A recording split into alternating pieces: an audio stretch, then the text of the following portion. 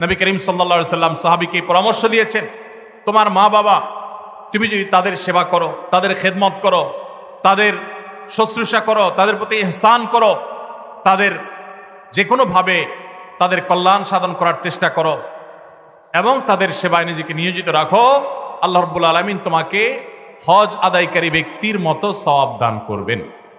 মসজিদে কেউ 5 ওয়াক্ত নামাজের জন্য যখন বের হবে, 5 ওয়াক্ত নামাজ পড়ার জন্য বের হলে, আল্লাহকে সন্তুষ্ট করার জন্য 5 ওয়াক্ত নামাজের উদ্দেশ্যে মসজিদে বের হওয়াটাও মানুষকে হজের সওয়াব এনে দেয়।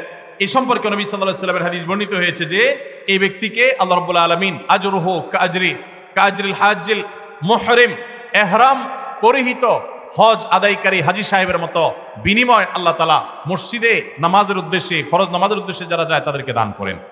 মা বোনরা একই সওয়াব লাভ করতে পারেন। ইবাদত বন্দেগী যেগুলো তিনি শারীরিকভাবে করতে পারেন সেগুলোর পাশাপাশি আর্থিক ইবাদতের প্রতি তার আকুতির কথা জাহির করলেন।